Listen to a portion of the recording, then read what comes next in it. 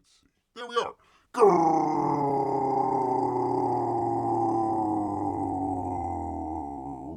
Greetings, humans. Greetings, and welcome back to another fun-filled episode. They're here.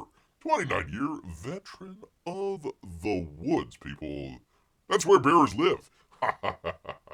Great to have everyone here with us on a man, like a drizzly and cold Saturday for bear here. I don't know about the rest of you, but it's a little chilly here for bear. So enjoying the warmth of the cave and all some of the electronics that bear has here. For you good people, so I hope you're doing well on a Saturday here. Great to see Amy here. She says, Bear, great to see you. Well, great to see you, Amy. Hope you and Melissa are doing just the best out there. Just the best out here. All right, people, we actually have, it's a fun show here for you guys today. So let's go ahead and get right on into it with a couple of the campaign updates that we have here. We always try to do this kind of at the beginning of the show. Let people know, hey, here's what's going on in the crazy world out there with all of the books. All the books, people. Well, not all of the books. We'll skip past Insom right now. Most of the books out there, including from... didn't mean to do this, but including from Uncle Lee out there, $593,000. He is 7 short. 600K. Congratulations, sir. I'm not sure if 600K is a stretch goal or not. I think there's supposed to be a couple more covers coming out, so keep an eye on that campaign as we get closer here. Amy says, I hear it's the same weather in Texas and North Carolina, too. Well, you know, I don't know, Texas might be seceding from the Union out there. You never know. Somewhere they're putting up some sort of military camp right there on the border. Yeah, that ought to be interesting. That ought to be interesting to see. We'll see how that goes. I also saw something where there's a bunch of the truckers weren't going to be taking any goods over to New York City, so that ought to be interesting as well. Might be lit here this next week. We shall see. 2024 getting off to just a fantastic start. Fantastic. Hi, P-Money. He says, hello, everyone. I can't imagine where P-Money is. Well, he's right there. Oh, can't imagine the weather where he is. There he is. Probably cold. One would assume possibly snowy. I don't know. Cold and snowy. That's all Bear has for Canada out there. That's all he's got, man. Anyhow, we actually have from... I can find it here. Come on, Bear. From Eric Ninaltowski. He says, what's new? Oh, a lot. Oh, boy, Eric. Oh, a lot. No, sir. It's greetings all. I hope you and yours have been enjoying this quickly passing new year. It's gone, people. We almost went through February already. It's Valentine's already. No, we're already done with Valentine's. I hope everybody had a good Valentine's out there with your loved ones. Come on, he says. Come on, man. Here are some things I want to share with you. Ooh. Can't wait. In this email, he's got kind of a overview here. Shadow Sentry Origins is ending its run on Indiegogo as we prepare to go to print. Gosh dang it, Bear needs to check that out. I already missed out on the second book. I don't want to miss out on the Origin story here. He says, Battle Mode Omega is my new kids. In fact, I think I have it here. I do. There you go. Battle Mode Omega, my new kids' comic endeavor, is in the works. He also says, I'm now on Whatnot. Whatnot? I don't know. The live selling app on Mondays. New prints have been added to the store. And lastly, also added to the store, you can now add a remark to any print you purchase. That would be paper or metal, people. So let's see. Shadow Sentry Origins ends, people, midnight, March 27th. So you got a little over a month to go before they end that. Also, I believe it's in the description. description? I think I did. On Fund My Comic. Yeah, there it is. One, two, three.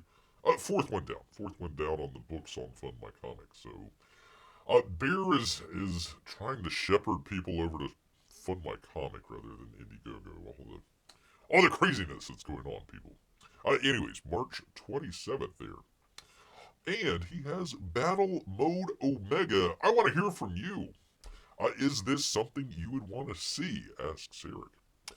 Here's a look at a project I'm thinking about bringing to life with talented writer Ben Avery. This one's just for the kids, no matter what age. Doing something for the kids has been on my heart for a while, so this will be super kid-friendly and harken back to the good old days of Saturday morning cartoons like the Ninja Turtles, yay, Thundercats, D.I. Joe, and Transformers, to name a few. What, no Captain Planet? I'll teach those much-needed lessons of bravery, sacrifice, and ethics that seems to be sorely lacking in kids' content today. It will be fun and action-packed as well, people. If there's something that would interest you or a kid you know, please sign up as we gauge interest and see if it is something that people would want to see. So, I guess if you're on his mailing list, you can let him know. Let me see. Does he have another? I just go to Eric Ninaltowski art. Here, let me put that back up here. Eric Ninaltowski. I'll get it right, people, one of these days. EricNinaltowskiArt.com. So let him know if you want to check out this Battle Mode Omega book. I like how they did the title in there. That's pretty cool. Very colorful. I like the color in there as well. Very cool. Very, very cool. Interesting protagonists there. 1, 2, 3, 4, 5 of them. 5 of them. Let's see. Nice. It sounds like a great day all around, says Amy. Oh, you guys are talking. I have no idea. The snow is up to our ankles, says P-Money. Holy cow. Up to your ankles. That's going to be cold. It's going to be really cold, man. My daughter loves emojis, so we got her a Valentine's poop oh my goodness. A poop emoji pillow for her Valentine Day. And our other kid loves hedgehogs, so we got her... I was going to say, a hedgehog. We got her a hedgehog. A stuffed hedgehog, thankfully. And yes, I didn't forget, my wife, she loves Greek food, so I took her out to a Greek restaurant for lunch. They have Greek restaurants in Canada? Had no idea. None whatsoever, people. So anyways, sketch covers, remarks, prints, and art. Oh, that's pretty... I like that. Like that picture there from Eric. Very interesting there. He's got the claws, well, the pencils out. Pencils and pens out, ready to draw something here. Well, we are experiencing an El Nino weather pattern, so we should call him El Ninaltowski. El Ninaltowski. There you go. Don't give up your day job, people. Whatnot is an app for buying and selling stuff on a live show. Wait, yeah, Bear can do that right now, for crying out loud. Where you can buy art and whatever else folks wants to sell on a secure platform. Do they sell salmon? Please tell me they sell salmon. I'll be there Mondays at 2 p.m., 5 p.m. Eastern. I'll have original art, like the sketch cover sketches, as well as prints in metal and paper, all at discounted rates. So there you go. He's also doing custom remarks. There's a couple stuff that you can see there from, I'm assuming, some of his characters in the past. Looks like some Power Rangers as well. Check them out, he says. Got some great additions that we've added. There we go. Power Rangers, yep, I thought so. Last but not least, a remark. A remark. Not a remark. Not a remark. A remark. A remark, not a remark. What the heck? What the heck going on here, man? Oh, for crying out loud. Stupid freaking Tim Apple. Every time I do the... Okay, are we still here? Are we still live and national? Oh, for crying out loud. Come on, Beer. Do the thing of the thing. Okay, let me see. Double check here. Okay, yes, we are good. Okay, thankfully. It goes into like a private mode for Beer and kind of grays everything out. I'm like, for crying out loud. Sometimes it screws up YouTube here. In the store, I've added an option, says Eric, slash product, where you can add on a remark. That would be a small custom sketch to any print you buy. So there you go. There's a couple examples right there with some cool stuff there. I guess cable, a number of other ones as well. So there you go. If you need a remark, not a remark, but a remark, go check out. That would be Eric Ninaltowski art.com. Or El Ninaltowski. Ninaltowski. I don't think he's Spanish, though, so there you go. So you can do that. Sign up to his email list, and you'll get great emails like this that Bear is sharing with you good people here. So there you go. What Not Fish Edition. I like it, Amy. Make it happen. Make it happen. His remarks are remarkable. Ba-dum-bum. Ba-dum-bump. Peabody is trying out for his stand-up comedy debut, so make sure you go see him at Chuckles, wherever that is in Canada. Go check that out. Yes, indeed. All right, I had another one here. Where was it? Come on, Bear. Professional show. One of these days. Crying out loud. Oh, people. Get ready here. Get your singing voices ready here. 1 second, because we've got an update. That's right. You know from Graham. Graham Nolan out there. That would be the ghosts. The ghosts of Matecumbe.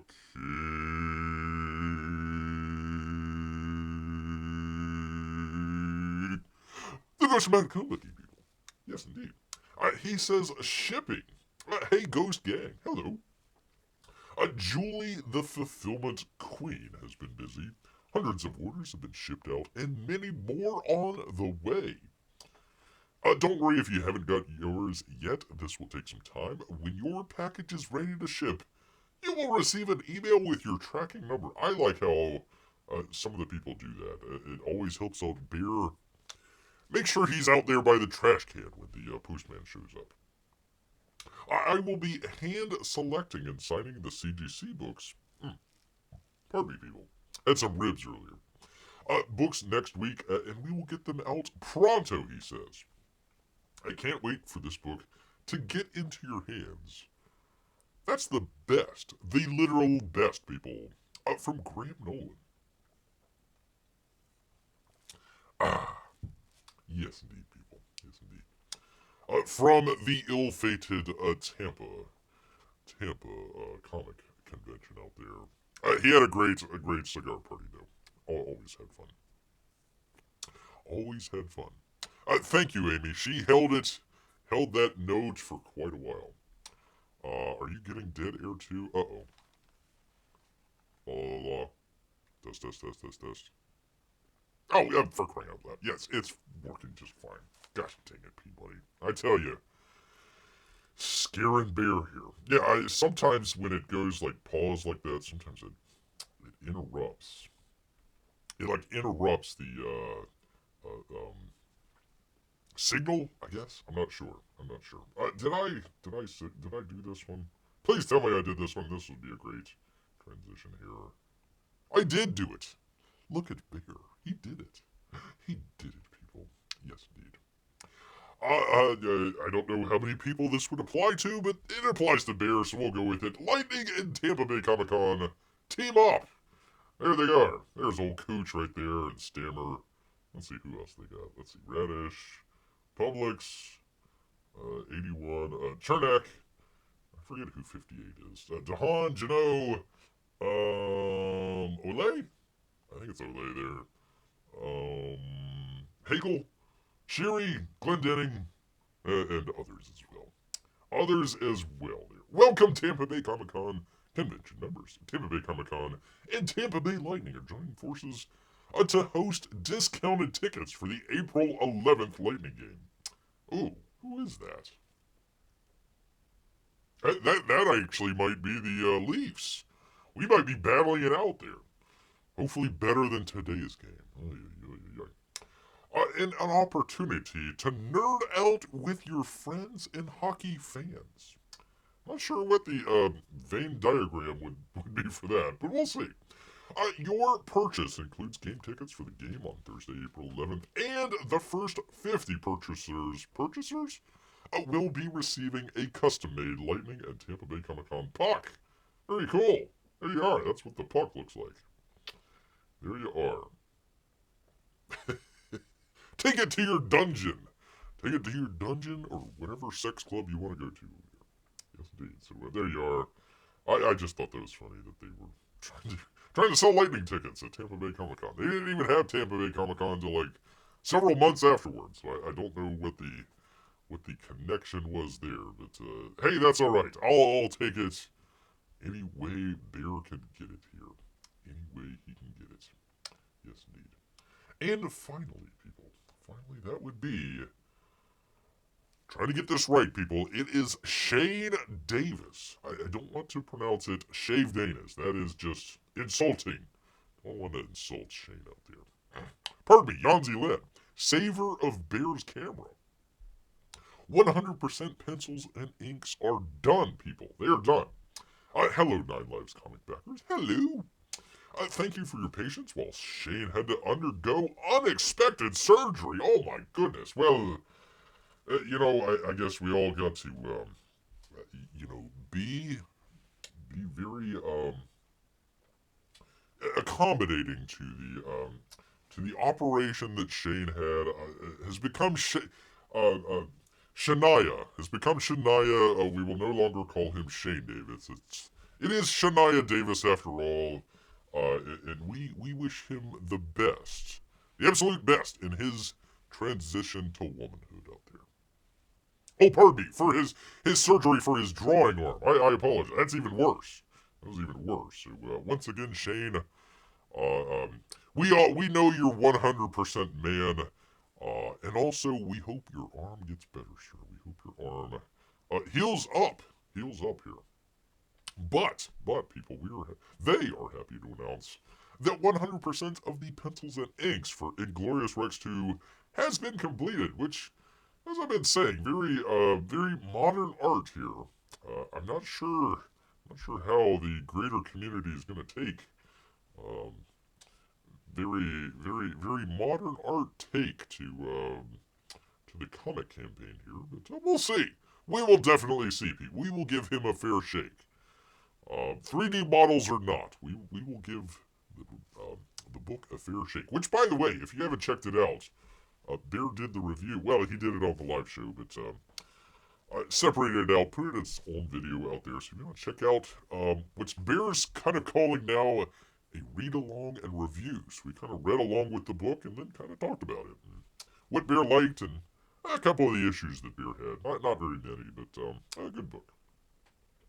Anyways, right now the remaining 10 pages are being colored. And once that is done, we're off to lettering and pre-pressing. Inglorious Rex 2 supplemental book is also 100% complete and headed to pre-press. If you missed out on the campaign, you can check that out. I believe it is in the description. His 9 Live comic is in the description, so you can go to his main web store instead of having to go through Indiegogo if you don't want to go. If you don't want to go there, which actually, if you want to check it out, I think I got it here. There we go, not bad. Let's see, 148 backers. He's only got 3 days left, people. 3 days left, so make sure you get on it. Make sure you get on it right away. Let's see, it's fine my kids accidentally sent my Bluetooth to another speaker. Grrr! Scare those kids. That would do it. I guess they wanted to listen to Bear too. That's smart. Although they need to add a couple extra thumbs up. I need a couple extra thumbs up in the video here. Oh gosh dang it, stupid Tim Apple! For crying out loud, 1 second, people. For crying out loud, that's a stupid thing. Okay, there we go. Live, is it doing its thing? Please tell me it's doing its thing. Ah! I think I'm good. Let me check. Hold on 1 second here, people. Let's see, do the thing with the thing. Okay, that goes off. Hi everyone. I hope your day is going a little bit better than bears here trying to okay, alright, there it goes. It works. Okay. Whew. Alright, we're still here, people. I just need to keep tapping on this thing to make sure it doesn't go to sleep on you, good people. Alright, where was he? Where was he? Still things working oddly on your end. Probably jump back in. That should work out. Oh, okay. Let's see. I guess they want to listen to Bear too. Yeah, there we go. Oh, you mean that? Oh, for crying out loud, 9-2 loss the Lightning Head. Thank you, P Money. I'll try not to rub in that 9-2 loss, Bear. I won't keep bringing up the 9-2 loss against our rival, Florida. Thank you, sir. Thank you. It really should have been 8-2. One of those goals, that was definitely goaltender interference. I mean, come on, man. The refs had it against us, man. Had it against us here. Urgh. Nope, you'll not hear about the 9-2 loss from. Thank you, Peabody. Thank you. I gave up at 7-1, so okay, anyways. I'm amazed anyone in Florida can even stand on ice. That's true. It's quite a thing to be able to do.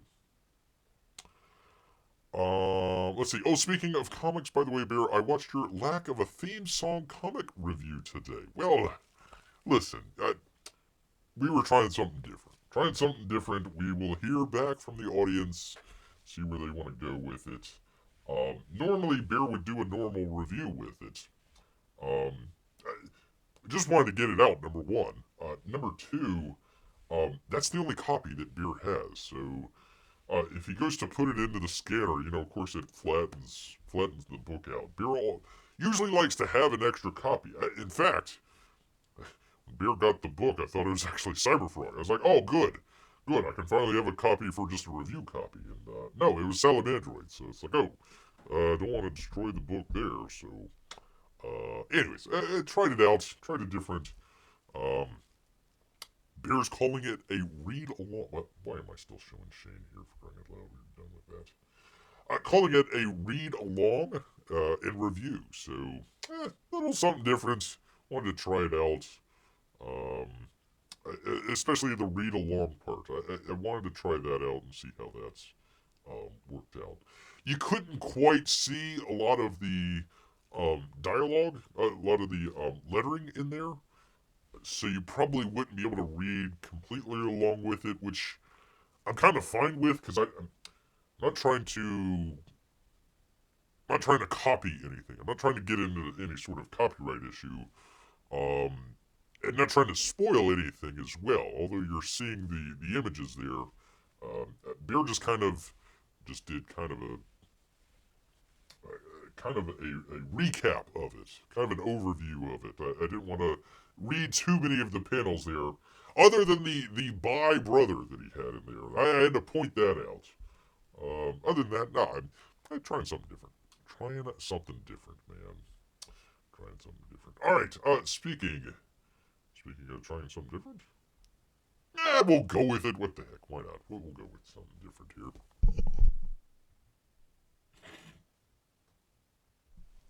Let's see, where is it?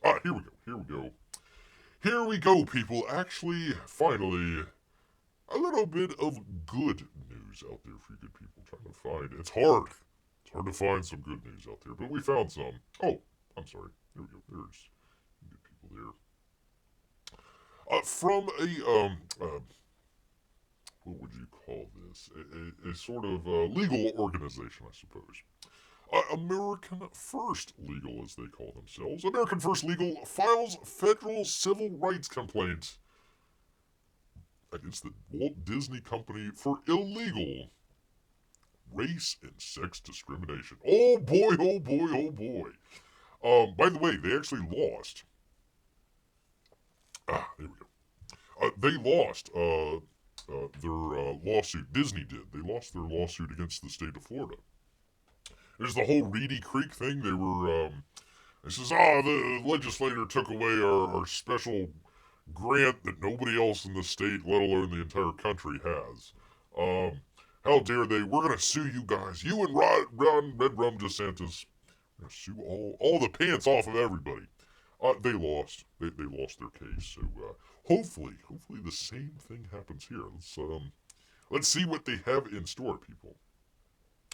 Today, America's first legal filed a federal civil rights complaint against the Walt Disney Company and its subsidiaries Disney for violating Title 8. Wait a minute, hold on. 5, 6, 7. 7 of the Civil Rights Act of 1964 by engaging in illegal race, sex, and national origin discrimination. Womp, womp, womp, womp, womp. The law prohibits Disney from using race, color, religion, sex, or national origin merely as a motivating factor for hiring, training, or promotions. But a document on Disney's Reimagine Tomorrow website, strongly suggests that race, color, religion, sex, or national origin are often the only motivating factor in Disney hiring, training, and promotion decisions that the company is internationally, or intentionally rather. I apologize, people. Sometimes the dyslexia gets on them. Intentionally discriminates against white American men, Christians, and Jews, simply because of their race, sex, religion, and citizenship. All of Disney's general entertainment productions are required to comply with Disney's DEI inclusion standards. I'm starting to call them DEIsney. DEIsney. DEIS anyway. DEIsney. Anyways, it looks better when it's written than trying to pronounce it. Some of the standards explicitly provide that 50% of the following jobs must people be filled by members of the quote underrepresented groups. Wouldn't white American Christian males be part of that upper unrepresented groups, especially these days? Let's see. P.Y. says, I didn't hear that Disney lost in the courts. Interesting. Yeah, they did. They did not. I should have brought that story up here with this one. I'll try to find it the next time there. Regular and recurring actors in Disney contexts, producers and writing staff, overall crew and project staff, line producers, yada yada yada, all that stuff. So all of these, you can tell this is on their. There we go. Come on, man. Come on, zoom in. Do the thing. There we go. So you can tell this is already on their website here. So 50% or more of regular recurrent written characters from unrepresented groups. 50% of your actors, secondary characters, series premise must have a meaningful integration of unrepresented group in overall themes, episodic storyline, ongoing meaningful integration of underrepresented groups, and episodic themes and narratives, and it goes on here. It goes on, yada yada yada, blah blah blah blah. In addition to a leaked frequently asked questions document on the Disney's inclusion standards, described the company's broader plan to, quote, increase training and development opportunities for members of unrepresented groups in a racially exclusionary manner. Whoops-a-doodle. You don't want to do that. Disney admits that an example of an inclusive hiring and employment practice is, quote, improving access to training and development opportunities for members of underrepresented groups. So it goes on and it shows, people of color as opposed to people of white. So it's pretty close. I mean, they were already pretty well represented here. 60-40, that's better than the national here. Women 42%, men 58%. This is directors. I'm not sure if it's directors in all of them or it's just directors here. Let's see, does it say? It doesn't say there. And then it comes up here. It comes up here. Look at there. It's really. Oh, those are writers. Oh, okay. I see. It's got the dot here. So let's see. Directors 60-40. That's not a bad split. Pretty well even split, women men. Series regular and leads. Now you'd figure that men and women would be pretty close there. People of color and white already pretty close there. Scripted film representation. It's still a little bit off there, but I'm sure they'll fix that really quickly. Finally, they say Disney maintains an illegal grant program that funnels $25,000 to underrepresented directors. The program unlawfully only awards grants to women, Asian, what was it? Asian something Pacific Islander. I forget that. Black, Indigenous, Native, Latinx. Latinx? Are we still going with Latinx? Come on, man. It's either Latina or Latino. There's no Latinx out there. The LGBTQIA plus disability identifying and religiously marginalized groups kind of leaves out white Christian males, doesn't it?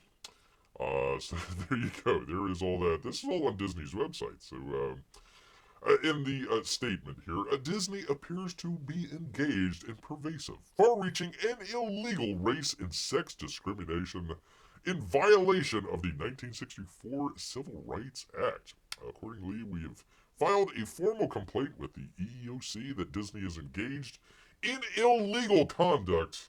It is sad and tragic that a company whose name was once synonymous with wholesome and charming childhood fantasies is now dedicated to spreading divisive bigotry. We urge Disney to cease and desist its unlawful and destructive conduct at once. Post haste. Post haste, sir. Post haste. So there you are, people. There you are. So, hey, look,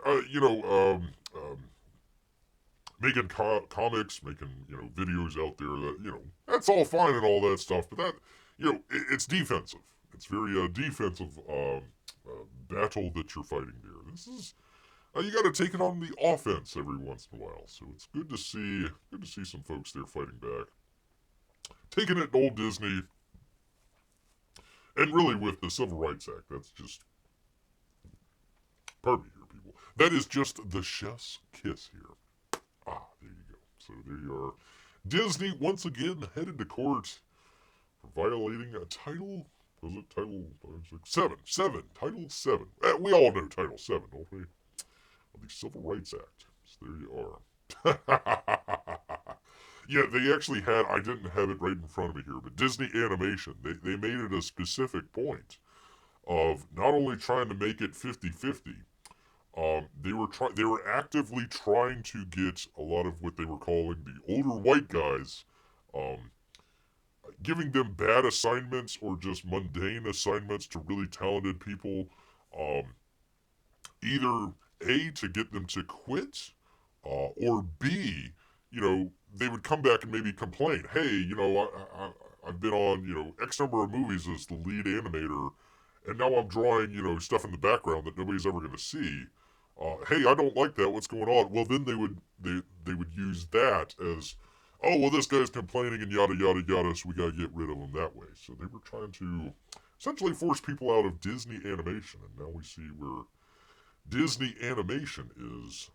And here, New Walt Disney Company is in whole here, being sued out there, people. Yes, indeed. All right, grab a drink here.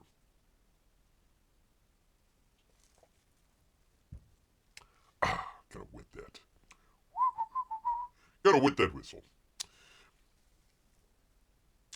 Let's see. Underrepresented groups, ask me money. What about talking bears? I know. Listen, this has been a long time thing for bear. Although I do gotta say, Disney does represent the bears out there pretty decently. They had the whole bear jamboree thing, so I can't complain too much, I guess. They don't represent, maybe Winnie, but that's about it. No, they had the jamboree down there, although it's probably gone by now. They probably replaced it with some, I don't know, Latinx thing. Latinx. Latinx is an O's, says Peabody. Latin X's and O's. Well, that's alright, because, with the just barreling ahead of our, AI overlords out there, we really probably don't need to worry about animators much anymore, or really even filmmakers. This would be, oh, pardon me, let's see, American First Legal, and I don't know, doesn't say who wrote that. From The Verge, people, from The Verge, OpenAI introduces Sora, its text-to-video AI model. OpenAI's latest model takes text prompts, people. Listen, text prompts, and turns them into complex scenes with multiple characters, specific types of motion, and more. And more, people. OpenAI, oh, by the way, Emma Roth here. OpenAI is launching a new video generation model, and it's called Sora. The AI company says, Sora, can create realistic and imaginative scenes from text instructions. The text-to-video model allows users to create photorealistic videos up to a minute long, all based on prompts they've written. So let's take a look. Take a look at what they got there. Let me do the thing with the thing. There they go. There you go. So this was just, hey, here's a prompt. You know, I want a lady to walk down the street in, I don't know, Tokyo, I guess. There you are. You know, a lady with a red dress, I suppose. Sora is capable, rather, of creating, quote, complex scenes with multiple characters, specific types of motion, and accurate details of the subject and background. The company also notes that the model can understand how an object, quote, exists in the physical world, as well as accurately interpret prompts and generating compelling characters that express vibrant emotions. You know, I mean, there's a couple issues with it. I mean, you see the reflections on the road there's the guy in the background with the white, I don't know, guy, gal, I don't know. Their gait, their walk is a little bit off there. I think there was like one or two other ones that Bear saw that was just, it was slightly off. I mean, it wasn't kind of uncanny valley type stuff, but I mean, not bad. I mean, for, you know, what were we talking about, AI middle of last year, and now all of a sudden they've got you know, text to video. Holy cow, people! The model can also generate a video based on a still image, as well as fill in missing frames on an existing video or extend it. The Sora-generated demos included, in AI's blog post, included an aerial scene of a California during the gold rush, a video that looks like if it were shot from the inside of a Tokyo train, and others. Many have some telltale signs of AI, like suspiciously moving floor in a video of a museum. OpenAI, rather, says the model, quote, may struggle with accurately simulating the physics of a complex scene, but the overall results are pretty impressive. A couple of years ago, as a text-to-image generator like MindJourney, that were at the forefront of models' ability to turn words into images. But recently, video has begun to improve at a remarkable pace. Companies like Runway and Pika have shown impressive text-to-video models of their own, and Google's, Lumiere figures to be one of OpenAI's primary competitors in the space too. Similar to Sora, Lumiere gives users text-to-video tools and lets them create videos from a still image. Sora is currently only available to, quote, red teamers who are assessing the model for potential harms and risks. OpenAI is also offering access to some visual artists, designers, and filmmakers to get feedback. It notes that the existing model may not accurately simulate the physics of a complex scene and may not properly interpret certain instances of cause and effect. Sometimes it does that where you're trying to extend a scene, like if you shot it from multiple angles. This isn't a text to video. This is just like if you have multiple camera things and you just want to use AI to kind of do your editing back and forth. It doesn't quite do that in the proper context. Every time you would do a prompt, it might do something just slightly different, so you couldn't get something that was that was consistent across the way. But if you could extend some scenes there, I think that would be a little bit better. Earlier this month, OpenAI announced it's adding watermarks to its text-to-image tool DALL-E 3, but notes that it can easily be removed. Oh boy! Unlike its other AI products, OpenAI will have to contend with the consequences of fake AI photorealistic videos being mistaken for the real thing. Like a naked Taylor Swift out there. So there you are, people. There you are. Better watch out. The AI overlords are coming for you. Text the video, huh? Says P-Money. So you can take your script bearer and make a video with this AI. Unfortunately, no. It's only like a minute. Well, really, it's probably like 20 or 30 seconds. I mean, you're probably seeing the best that they can kind of come up with here. And what is this? Maybe a 5-second, 6-second clip. There are stuff that's a little bit longer there. Not this year. Not this year, but maybe next year or the year after. You gotta worry about some of these late book folks out there. Hey, I'm just trying to do the best quality I can to make the best book I can. I totally agree. Totally agree. So it might take this book 3 years to come out. Okay, well, I hope you do your best with your artwork here, because heck, in 3 years, Bear could probably do a comic book. Just do a text-to-comic book. AI out there and would be able to do just a good job out there. Just as good. So, hey, late bookers out there, you might want to, get a little bit of fire underneath you. A little bit of fire there. Get going on some of this stuff. Not as a, hurry up and rush up type situation, but, hey, you don't... It's not just the traditional comic book companies out there. You might have some AI stuff coming after you as well, so be aware. Be aware. So if I type P-Money as president, I get a video of me in the Oval Office. There you go. Although you might get hit with, deep fake or something like that. It might not be... They might say you're a... what did Bear get the other day? By the way, it was a warning. It wasn't a strike. I don't want to... I mispronounced, or mischaracterized it the other day. Much like Bear got on his video, just talking about the old Wu flu situation. So you better watch out, especially with presidential politics. Oy out here. Anyways, there is from what was it, The Verge, and I want to get her Emma Roth out there. So there you go. Apple fans are starting to return their Vision Pros. No way. Huh. You mean strapping an iPhone to your face for several hours and spending thousands of dollars might not be the best product to sell? Huh, go figure. Especially for $4,000? Yeah.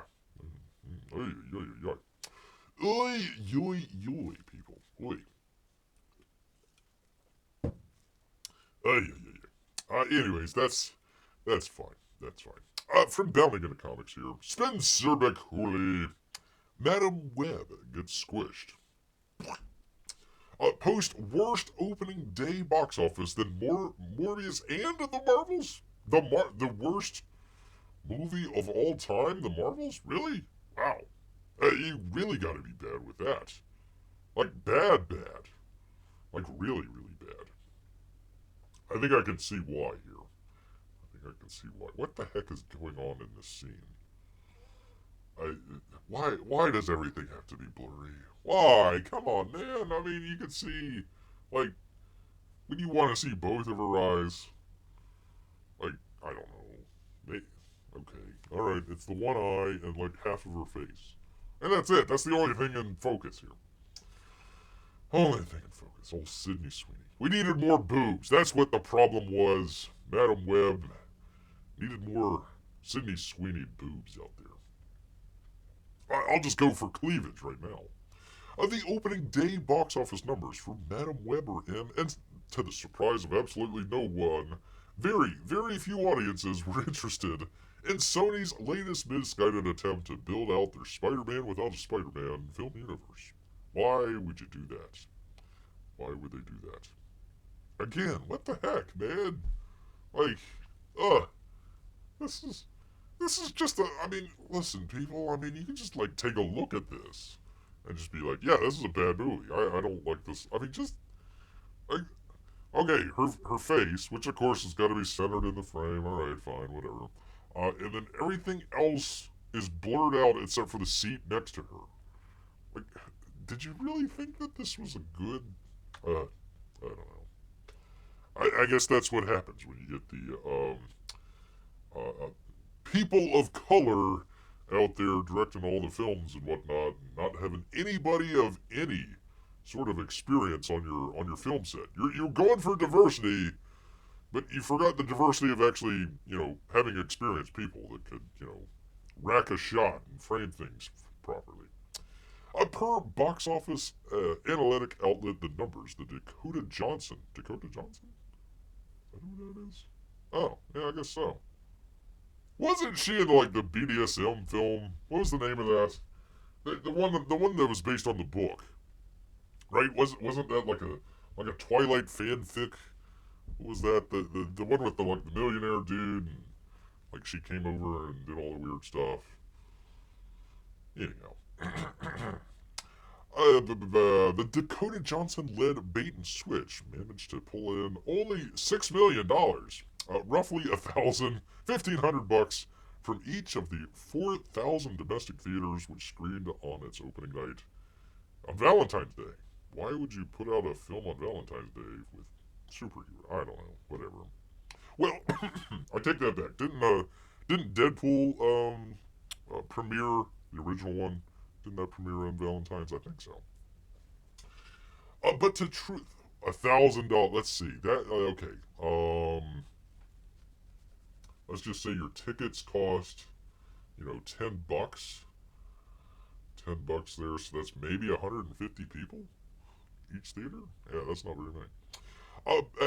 For all day, for the whole day. I mean, 150 people in a theater, yeah, that's quite a bit. But for like the entire showing, 5 or 6 showings, yeah, that's not a lot. But to truly sell just how big a disaster this result is, one would do best to compare Mademe Webb performance against those of its direct competitors. Staying on the studio lot, Sony's previous Spider-Man spinoff, Morbius. Are we ever going to get Morbius 2? Managed to pull in $11 million, $4,000 on each theater, before it closed on its opening night. Over at Marvel Studios proper, once again, look at this image. Does she have a fro, or is that just... Okay, yeah, that's a fro. Okay, but it's still... is that like a CGI fro? Because it's like... How do you get her face in focus, but not her hair? How the hell did that... Who the... How, where is the lighting coming from? Oh, I'm sorry, people. Hold on. Just I'm barely studying this like this is a Pruder film. Okay, I'm assuming she is some sort of spider creature because I'm guessing those are her spider arms coming out her back. I'm not sure because they're out of focus. And she is I'm guessing, in front of an apartment building of some kind. But where the hell is the light coming from? I mean, I suppose it's coming from the lamp inside the building, but you would have her hand lit up. Like, her hand, right, and her hair as well. It's just like a spotlight underneath her. And it's just like, only show her, again, it does the one, okay, what's the deal? I'm sorry, people. You see the one eye, that's it, like half of her face. Half of her face is lit, you see the one eye. Her hair isn't even lit up. Like, they did the same thing here. Look at this. They did the same thing. Her hair is out of focus. All it is half of her face, one eye, no boobs. Man, I could have told you this is a terrible movie. Man, oh man.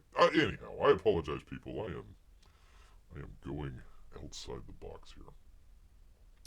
50 Shades. Oh, that was the book. Okay, yeah, I forgot the name of it. It's not on Bear's watch list, I'll tell you that. The Marvels said nobody would do. The Marvels says nobody will do worse box office sales than us. Mademe Webb, hold my Chardonnay. Hold my Chardonnay. And while the abysmal quality of Morbius undoubtedly led some audience to skip the trip to the theater, that the film ultimately ended its premiere night with less than half the success of most widely panned peers suggest that no one out of the internet circus and die-hard Marvel consumers have any interest in Marvel. Mademe Webb. Oh, pardon me. I skipped over the Marvels part. The Marvels, despite the already low interest among audience, the continued adventures of the MCU ended its debut night with 15,000. I bet you some of those tickets were bought by Disney. I'm willing to bet money. Good God, that's a... What, who thought this was a good idea?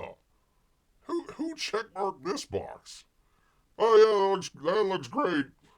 Moving on to the next scene. No, that's a horrible picture. Who the hell thought that was a great idea? Everything's out of focus except for half of her face. Can't even get her fro in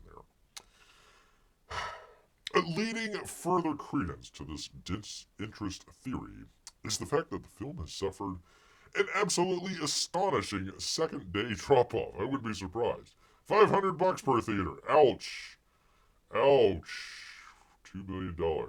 Ouch. Ouch. And if that wasn't enough financial trouble for the clairvoyant spider ally, with the film having reportedly cost $80 million to produce, where did it go? They weren't buying lights, that's for sure. They didn't spend their money on the lighting budget or the cinematography budget. How do you get someone's hair out of focus but her face in focus? Is that one of these generative AI text to video type things? I want the character's face to be in focus, but her hair out of focus. That's what they came up with. How? Why? What? Huh? Anyways, and thus, according to the standard budget calculation, double the public numbers, $116 million total. Where did that money go? This lack of audience enthusiasm suggests it will ultimately be unable to come anywhere near close to breaking even. Not even close. Man, what is it with these... What is it with the comic book movies that want to just, like... We're going to compete with the worst films of all time. Like, literally. Is there a bet going on? Is there, like, one of these like, Brewster Millions bets out there that's like... Okay, we're gonna intentionally make the worst movie of all time and make it lose money. Or what was the other one? The Mel Brooks, the producers. It seems like that. It's gotta be. That's the only reason. Only reason. Anyhow, as noted above, these box office results are objectively disastrous, people. They do not, in the least, come as a surprise. After all, between focusing the film on obscure... again, this hits it right here. They're saying, it's superhero fatigue. No, it's like, you guys are pulling just the most obscure characters and trying to promote the hell out of them like everybody... Like Mademe Webb is right up there with freaking Spider-Man? People know who Spider-Man is. People do not know who Mademe Webb is. It sounds like a burlesque house or something. Oh, I'm going to go down to Mademe Webb, after I'm done with the dungeon with Mademe Webb. Leaving it completely disconnected from the Sony or Marvel's studios' respective cinematic franchises, which at this point might not be a bad idea. Might not be a bad idea to completely disconnect yourself from Marvel Studios. This cannot be stressed enough. Its lack of Spider-Man himself, what was there for audience to truly latch onto and get excited. Sydney Sweeney's luscious jugs, I would say. Combine that with critic reviews which we didn't get, so there you go. Combine that with critic reviews that essentially boiling down to why does this even exist? That's the entire Marvel catalog for beer. Well, I will say the entire thing. The past 5 years, let's say. And even a blind woman could see that Madame Webb was almost certainly doomed from the get-go. Is she an old lady? Pardon me, people. I have no idea. Is Madame Webb an old lady in the comic book? She's got gray hair. She does not look like... Was it Dakota Johnson that was... Okay. I guess it's Dakota Johnson. It does not look like the character. It does not look like the character at all. That's probably another reason why. Yeah, it does. She's got black hair. That's about it. And is a lady. We assume. We assume here. For the morbidly curious, seriously, this film is basically, what if you had a fever dream and it was all edited by Transformers era Michael Bay? Madame Webb is now playing in theaters. Soon to be playing on discount red boxes and on demand near you, probably within the next week or two. Oi, oi, oi, oi, oi. They gotta compete. They gotta compete. And it's like, you spend all that money and where did it go? Seriously, where did it go? I can shoot better with my iPhone. Like, literally. Not even a competition. I'll do it for $1 million. I'll do it for $1 million. Sony, call beer, Madame Web 2, featuring Sydney Sweeney's Luscious Jugs. That's going to be in all the promotional material. No Dakota Johnson. We'll just get rid of her. She is a Denny's 6. We'll just go with the Denny's 6 out there. I don't know who that is. I have no idea who this person is. Celeste O'Connor. Okay, sure, whatever. Checkmark box on there. And Isabella Merced. I think I've seen her in something. I just can't remember what it was. Yeah, we'll keep Isabella. We'll keep Sydney Sweeney. Tight-fitting outfits. Swinging building from building. We'll have a cameo with Spider-Man. It'll be 90 minutes long. Be a nice short film. I'll shoot it on my iPhone. $1 million. Handshake deal. Handshake deal, Sony. I got you right here. We'll do it. We'll do it, man. You get to check off the box. You get the world's first bear director as well. How about that, man? Huh? I mean, if we're checking off boxes, why not? Why not, man? World's first bear director. Well, I don't know. You know, they had some strange stuff going on in the early years of cinema. There might be a bear that has already directed a film. I can't say that the old comics bear would be the first, but pretty close. Yeah, jugs, that's what I'd say. Needs more jugs. Needs more jugs. There you are. She was old and then got a fountain of youth. Oh, okay. I did not know that. Well, I was going to watch it until Bear says no booze. Never mind then. Never mind. Sorry. Hate to spoil it for you, but there you go. I'm pretty sure there's... I mean, I don't know. Nobody said, oh, wow, that scene with Sydney Sweeney and her luscious jugs out there. Yeah, it doesn't look like it. Not at all. Hey, Madame Webb was in 4 comics in the 1980s, and people don't know about her. I'm shocked. Shocked, he says. Says P Money. Madame Webb 2 by Beer with no Madame Webb appearing in but more jugs. Oh, that's right. Yeah, Julia Conway is not. Is that considered Spider Girl or maybe Spider Woman? I apologize, people. Beer knows about Spider-Man, sure. Spider, the what did they say? The D or E list? What was it? I forget where they had it there, but you know the very back catalog stuff. I don't know. We'll call it something else. We'll call it. It doesn't need to be Madame Web 2. Whatever her character is, and whatever. What was her name? Isabella Merced. Ayanna Corazon, apparently. Plays a role in the downfall of Ezekiel. Poor guy. Always taking down the men. Taking down the men out there. Anyways, there is that. There is that. Spider Lady movies. Spider Lady. I like that. No. Wait. It's gotta be something. It's gotta be sexy. It's gotta be sexy. It's gotta be Spider. What would it be? What would it be?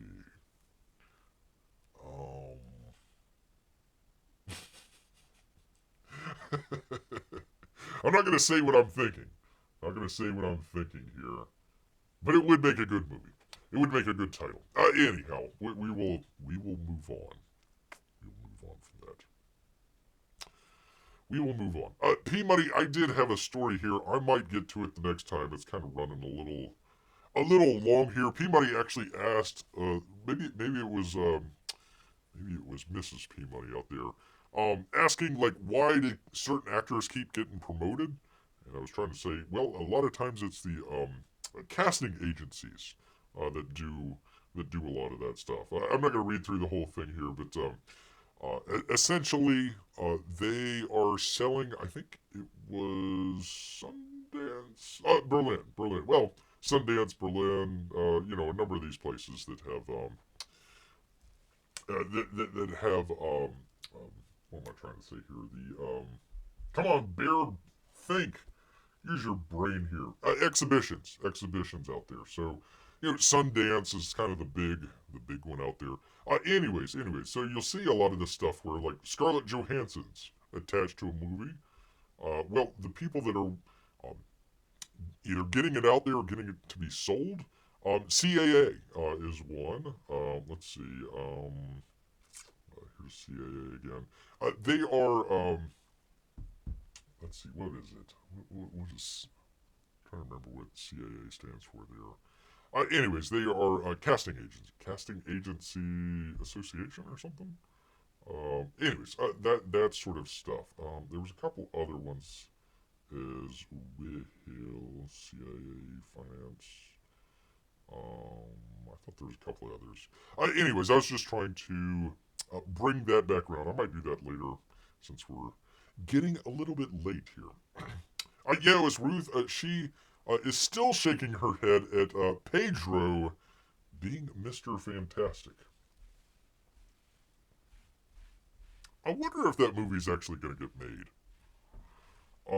I thought it was interesting in the Deadline article where they started out the article basically saying that Nielsen Peltz, who's trying to angle get some people on the Disney board and kick out some of the wokesters out there.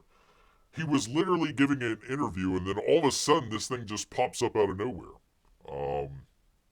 They've done that in the past, where like,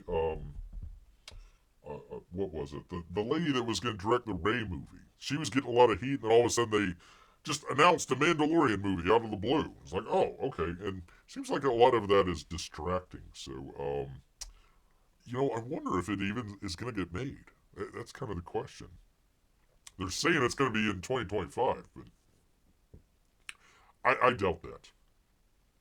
Doubt that at all. All right, people. By the way, Spencer McCooley over here. Andreas Weissman and Zick. How do you pronounce that? Zach Nittum? Nittum? I don't know, man. Sorry, pal. Come up with a better name and I'll pronounce it. From the New York Post out here, and Alex Mitchell. This is the question that we all have. Are McDonald's quarter pounders shrinking? A former chef explains possible loophole for burgers. Which, by the way, P-Money, do they sell quarter pounders in Canada? Or is it called, like, the third kilo or something like that? I don't know.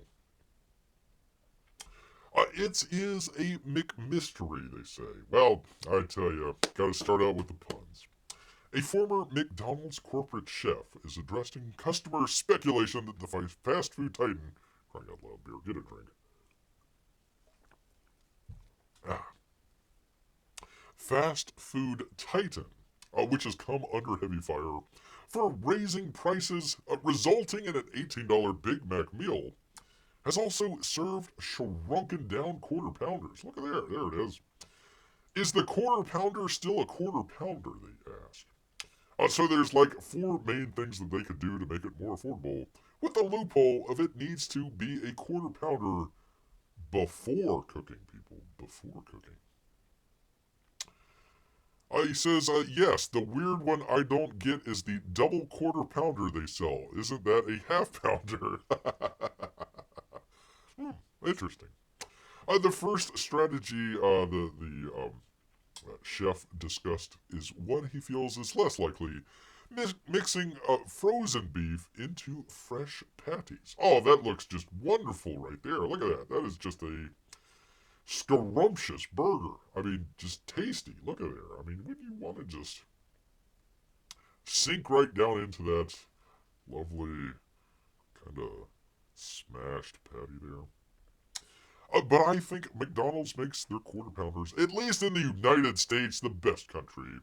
That it is never frozen, he said. I'm not sure if there's loopholes where a certain percentage of frozen meat can be added. That is something that you're going to have to find out yourself. Well, just head right back into the kitchen and just barge in and figure it out. I guess. How else are you supposed to know? Another potential way for McShrinkage happens to bear whenever he gets into the cold water, would be modified by the burger's lean-to-fat ratio, the former chef opined. McDonald's has chefs? Yeah, we'll go with it. They could adjust the lean-to-fat ratio. If the fatty, beefy portions are cheaper than the lean portions, they can actually make a fattier beef patty still heading the appropriate weights, which actually would probably taste better, too.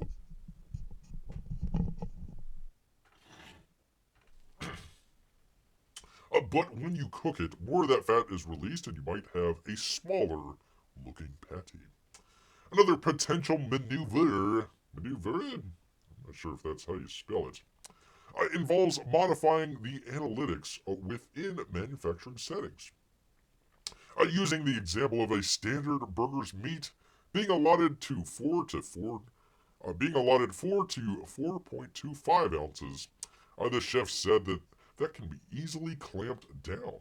If you tighten that specification range to 4 to 4.15 ounces of meat, or whatever you want to change it to, there will be less burger patties that go out on the heavier end. And because of how many burgers McDonald's sells, the volume that could save them a lot of money. Lastly, McDonald's could simply adjust the shelf life with fresh beef. This can be done in many ways, he said, including the process of gas flushing. You don't want to go behind that guy in the bathroom. Which is when elements like nitrogen may be added or taken away from packaged meat to increase its preservation. If you want it to be cheaper, you figure out how to make that shelf life as long as it can be. Yum. Sure, it's quote-unquote fresh beef. Sure, it's fresh, quote-unquote. But it's been sitting in the refrigerator for like 2 weeks. So, hey, we just fill it with a bunch of nitrogen. Everything's fine. There's nothing wrong with it. Just meat sitting out in the refrigerator for 2 weeks. No biggie. Enjoy your meal. That'll be $15, sir. That will be $15. Ay, ay, ay.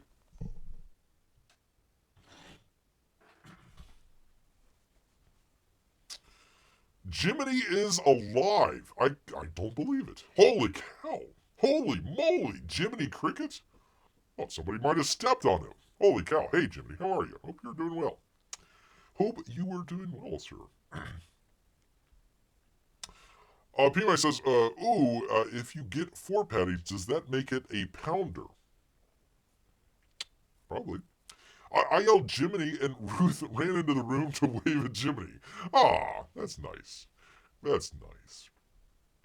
Jiminy getting some much-deserved love from the beer audience out here. Let's see, is that 4 quarter pounders or 2 double quarter pounder pounders? Wait, 2 double quarter pounders. There we go. Listen, Bear was told there was going to be no math today, so going with that. She says, "Hey, Amy. Oh, I keep forgetting to tell you, she likes your name. Her best friend is named Amy." I seem to notice there's somebody being left out here. P-Money. Somebody being left out in the whole thing here. That's all right. That's all right. We will persevere, people. We will persevere. Carry on. Carry on. Let me get a drink.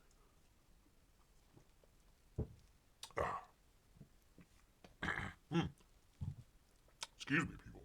Oh, there's ribs. Getting the beer here. And finally, people, this really just, I mean, you talked about it earlier, P-Money. Coming kind of full circle. Kind of full circle here. Ruth says, "Sorry, Bear," and hi. Hello. Hello out there. Hope she's doing well. Hope you are doing well, Ruth. We'll keep the burger map on the down low, and you can have the McFish sandwiches, Bear. Thank you. Thank you. Especially on Friday. Especially on Friday. Actually, I had some crab the other day. Oh, it's delicious.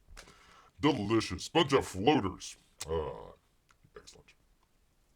Also from the New York Post, America's newest national park is an abandoned World War II internment camp in Colorado. There you are, people. Bear never went to this one. This one was went to the one in Hart Mountain, which was in Wyoming. Wyoming out there. So a little bit further away, but interesting how it all comes full circle. Amatchi National Historic Site in Colorado is the newest national park in America. Located in the Centennial State's far southeast corner, just miles away from the Kansas line, Amatchi was one of 10. I think there was more than 10. Anyways, notorious World War II internment camps used to detain Japanese Americans. The Nisei, who were considered a threat to national security at the time, who didn't have a single person interned that had anything to do with any sabotage or anything like that. The shameful site is located outside the town of Granada, which only recently acquired the necessary land to complete the process of turning the camp into a national park. There you are. Not sure what's... Oh, interesting. That might be a garden there. Oh, that's interesting. Very cool. Yeah, you had a lot of people that were mainly California, other places as well, but mostly from California.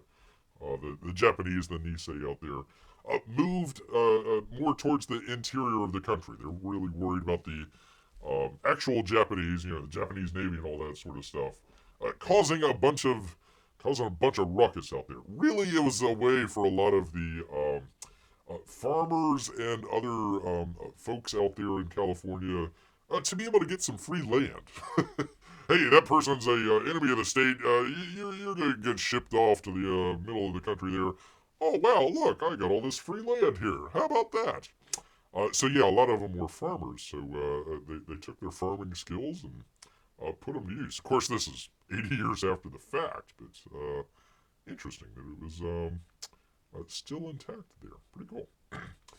Amanchi's addition to the national park system is a reminder that a complete amount of the nation's history, a complete amount of the nation's history must include our dark chapters of injustice. To heal and grow as a nation, we need to reflect on past mistakes, make amends, and strive to form a more perfect union. Well, there was one guy that was a past mistake, and that would be FDR. There's another guy that made amends. That would be old Ronnie Reagan. He actually was the one that gave them reparations. It's true, people. The process began back in March 2022 when old Brandon supported Colorado lawmakers' designation efforts, signing their bill into law. So there they go. Kind of, these were all constructed really quickly, within 2 months, 3 months, or something like that. A lot of times they were moving people in while they were still constructing all this stuff. So that's probably held, this historic drawing. I think it's a photograph. It gives a sense of how many people are packed in the camps. Probably, I would probably guess, probably 80 to 100,000, somewhere right around there. Um, and a lot of times they were used in agricultural use. Agricultural. Amanchi was previously listed in the National Register of Historic Places. It achieved National Historic Landmark status way back in 2006. Where was Obama on that, for crying out loud? As a nation, we must face the wrongs of our past in order to build a more just and equitable, of course, it's got to be equitable, future. Today's establishment of the Amanchi National Historic Site will help preserve and honor this important and painful chapter in our nation's story for future generations. Yay! Oh, 10,000. Oh, gosh, it must have been one of the smaller ones. Amanchi, where more than 10,000 people were incarcerated between 1942 and 45, joins 6 other National Park Service sites previously established as part of a long-term effort to see the notorious chapter of American history is preserved. I don't recall if Heart Mountain was a national park. I'm pretty sure it was a state park, but it could be a national park as well. So do go check that out if you're ever in the middle of Montana, or excuse me, in the middle of Wyoming, right outside of Yellowstone. While the camp lies mostly in ruins today, the original foundations and road alignments remain intact. Thanks to years of work by the Amanchi Preservation Society, the town of Grenada, and many former Amanchi they're not inmates, they're internees. Inmates are people that were convicted of a crime. They were never convicted of any crime. They were internees. Or if you want to get really controversial, they were in a concentration camp. Of course, we think of concentration camps and all the bad stuff that happened in Europe, but technical definition of a concentration camp is a concentration of a certain ethnicity or nationality in one location.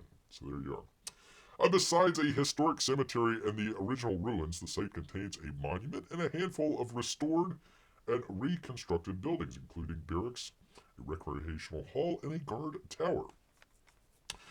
The announcement came just before America's annual Day of Remembrance of Japanese American incarceration during World War II. I didn't even know we had one. Recognized every February 19th. So coming up in a couple days. 2 days. So what would that be? Monday. Coming up on Monday. Wait, isn't that President's Day? That's kind of odd. One of our arguably worst presidents out there is also getting honored by the Day of Remembrance of when he interned the Japanese Americans. Interesting. So there you go, people. One of the reasons that Bear started up the live show, Gina Carano, with her situation there, she's suing Disney, by the way. She came out with her whole Instagram post and wanted to expound upon that. So P-Money was talking about the script that Bear wrote. That's what we were talking about. That kind of took part in the internment camp up there in Heart Mountain. So there you are, people. It all comes full circle for old Bear here. All full circle. Let's see. Let's see. Let me get back to the chat here. How cool it sounds like Amy's keep great company. That's true. That is true. We'll keep the... Oh, okay, I already did that. It's not depressing at all. I'm sorry, Amy. I was with a bunch of guys recently, says P-Money, and we ordered the land, sea, and air burger at McDonald's that had a burger with a fish witch and a chicken patty and a burger patty. Amy says, if 1 by sea, 2 if by air, 3 would be more burger math. Yes, indeed. More burger math. We are not doing any burger math here. Anyways, there we go. Amy says, what a beautiful little bridge. Yeah, I can imagine like probably a koi pond. Well, I don't know if they could get coy in an internment camp. You only had what you could bring with you, so unfortunately the fish might not have been right on the top there, but kind of looks like a koi pond, right? Maybe a rock, garden of some kind there. I mean, you can see the outlines of it. The testament of how well it was built. I mean, 80 years later, it's still there. So, pretty good, high quality craftsmanship. Pretty cool, man. Pretty cool. So there's one of the towers there. Shoot to kill, shoot to kill. Anyways, fun little bit of history that not many people recognize or remember out there. So, anyways, that's what we're doing as a culture warrior here. Beer is a culture warrior, taking it to all comers out there. All right, well, I want to thank everybody that showed up here, including Jiminy. Great to see him here. Amy, possibly Melissa as well. Peabody and Ruth out there. Let's see, am I missing anybody? All of our Russian bots and or lurkers. Want to appreciate each and every one of you. Try to do this every Wednesday and Saturday. Gosh dang it, I am just burping like crazy. Burping like crazy, people. So you know what that means. It means Beer's hungry. So he's going to head back into the woods. So until next time, people.